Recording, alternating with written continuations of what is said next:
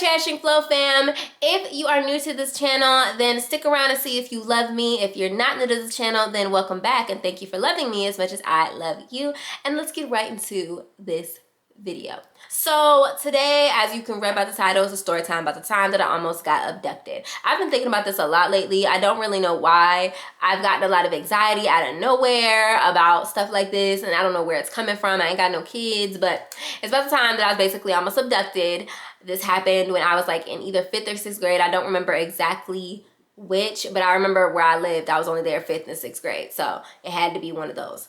And it was like 2 o'clock in the morning. At this time, my mother worked overnight, either worked overnight or late at night, but she usually wasn't home when I fell asleep. And normally my grandmother would be there, but I don't know if my grandmother was asleep or like if she just wasn't paying attention or like what was going on, but she was nowhere. Like, I don't remember seeing her at all this night, but she lived with us, so she was probably there asleep. I don't know. She would sleep. I don't know. But so it was the middle of the night. It was like 2 o'clock in the morning, and I heard either a knock on the door or a ringing of the doorbell. And it's like, you ever had like this sixth sense, like you just knew automatically, like something ain't right?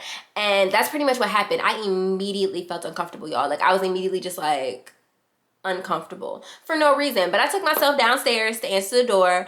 At this time, even though I felt uncomfortable, something felt wrong, something felt off. But at this time in my life, I didn't realize like predators and creepy people will be coming to your doorstep. Like, I was unaware. Like, I had heard, stranger danger, don't go talking to strangers, don't go whatever, but nobody ever knocked on our door in the middle of the night, like, ever. So the conversation, I was unaware that that kind of thing could happen. So I go downstairs and I go, like, at first I'm like peeking through the blinds, right? Like, I'm like peeking through the blinds and I see some Caucasian guy in a jean jacket. Like, I still remember what he looks like to this day. And it's crazy because at the time I didn't even realize how much trouble I was in, like how bad that situation could have been. But in the moment, I remember thinking, like, oh, he looks normal. He didn't look like a scary guy. He didn't look weird. He looked normal. But I felt funny. Like, something didn't feel right inside of me. So as I was looking at the guy, he looked like he was like in his 20s. I go to the door and I don't recognize him. So I'm like, who is it? Because, that's what you taught when you're younger. You can answer yes, who it is before you open the door. And he was like, Josh. He said his name was Josh. That's what he said. And I sat there for a minute like, am I supposed to know who that is? Like, he just said Josh, like, so casually. And it was 2 o'clock in the morning. It was not like in the middle of the day, so he couldn't have been no salesman, nothing like that. It was 2 o'clock in the morning. And I said, I don't know you, Josh. And he says, I want to get to know you, Ricky. He said my name.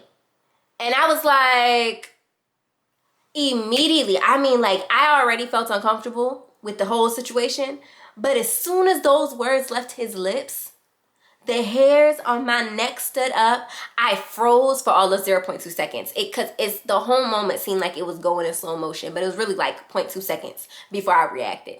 And I went straight upstairs. Like, I didn't say nothing. And this is why I don't think my Nana was there, because I didn't run to her room. I ran to my room with my house phone. I didn't unlock the door. I didn't do nothing. I just turned around and I started running up the stairs. And I didn't say anything else, nothing. I didn't scream, nothing. I was quiet and I just ran away. I heard the door jiggle, but the door was locked. He didn't slam or stomp or do anything crazy. He just went jiggle, jiggle, jiggle. And I heard it as I was reaching my step. So I run upstairs, and do I call 911? No, I don't. The first thing I did was call my mother, and she answers the phone. She sounds tired. She's like, hey, what's wrong? Da, da, da. I was like, Mom, somebody just knocked on the door. And I said, who is it? He said his name is Josh. I said, I don't know you. He said you want to get to know me. Like, you guys are talk fast. So like, I'm scared. I'm talking fast times 10. I'm just like, Mom, da, da, da, da. And this happened. So my mom's like, Ricky, slow down. Calm yourself.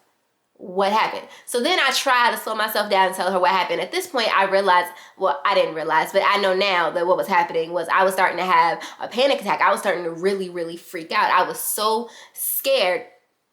And I said, because I closed my door room behind me and I locked it. And my sister was in the room with me. So I was like, I don't know what's going on. I don't know what's happening, blah, blah, blah, blah, blah. And so my mom was just like, okay, I need you to calm down, hang up the phone, call your next door neighbor. She told me to call my best friend's house because my best friend has an older brother who's like way older than us, like 10 years older than us or whatever. And so I think if I was like 10, he was like 20. I don't know how old he was, but he was older, okay? He was big, tall, and older. And all our other friends had a crush on him. I didn't, but everybody else did. So I called their house and I asked, I don't remember what I said. I just remember saying, can Tyler come over here and, you know, see if the guy's still there. I didn't even want to go downstairs. And so I stayed. I don't remember if I stayed on the phone with her or what, but I remember that I was standing like at the door listening because they said they were going to send him over to the house to see if I was okay. So then when he gets there, the guy's nowhere to be found. The man's nowhere to be found. They don't see him in the neighborhood anywhere. When I described him, nobody knew who he was. Nobody had heard of him. There was not that many Caucasians in our neighborhood, okay? I was not living in that type of place. There wasn't too many Caucasians living there, and the ones that do live there, we know who they are. So like when I described him, I said his name, Josh, whatever, and nobody knew who he was. Nobody knew where he came from. What I didn't do at that time was tell them that he said my name. I just told him what he said, that he wanted to get to know me. I did not say that he said Ricky. But I never forgot the sound of his voice. I never forgot the way that he looked. If I were to see him right now, I would know exactly who he is. But I never saw this man again. I never saw him again. I never heard of him. He never came to the house again that I know of. Like, whoever this person was, he knew my name, but I had no idea. To this day, I don't know who he is. I don't know what he was doing there. I don't know what would have happened if I had opened the door. I'm so petrified just thinking about what could have happened if I had opened that door. Like, it scares me so bad sometimes, y'all. Like, that's why I've been getting anxiety, because like it popped into my head like a year ago. Like I remembered it kind of, but like I don't really think about it, but it popped into my head like a year ago while I was watching Criminal Minds. And I just remembered like, oh my God, like what would have happened to me if I had opened that door? Would my family know where I was? Like, I don't even want to get too far into it. But yeah, that's the story, and I really wanted to get it out because it's been in my head for a while and I've been thinking about it a lot, and I've had like a lot of anxiety surrounding that, even though I ain't got no kids, but I'm still small. I'm basically the same size I was then. So, and to this day, I don't know who that guy was. Like, we never called 911. I don't think we never called the police, but maybe we should have. I don't know. I was in 5th grade. I just did what I was told. But maybe we should have. I don't really know, but I just know that I never heard of that guy again. I never saw him again. So I don't know what happened. I don't know if he just lost interest in me. I don't know if he was like stalking me and I just wasn't aware. Like, I don't really know, but I know that night stuck in my mind for a very long time. Even after that night, I wasn't able to sleep for like a couple of weeks, even though at that time, like I said, I never even thought like predators or like getting kidnapped. Those type of things did not enter my mind. I was one of those kids that would be outside way later than I should have been. Mom be cussing me out, talking about, anything can happen to you, but I'm not thinking of what could happen to me. So, but I know that something in me felt eerie about that situation, and something in me knew that something wasn't right. From the moment the man knocked on the door, I felt uncomfortable, and that uneasy feeling did not go away for weeks.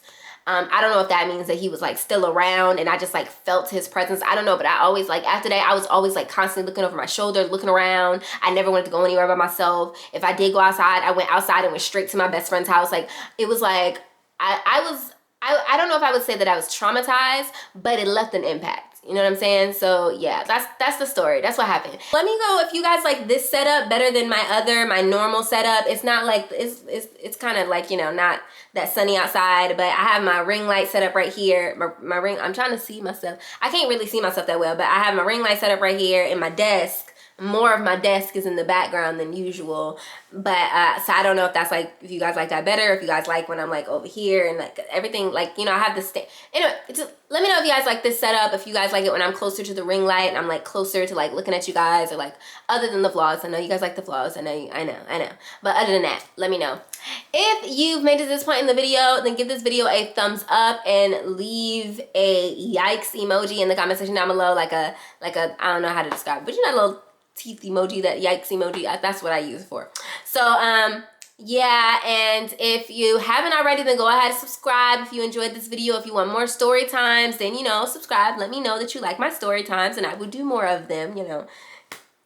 Well, I would try to do more of them because my life really isn't that interesting. But if you're not following me on social media, go follow me on social media. Instagram is CherishingFlo_, and on Twitter and everything else is just CherishingFlo. On Snapchat is CherishingFlo. So get at me. I love you guys ever so much, and I will see you guys in the next video.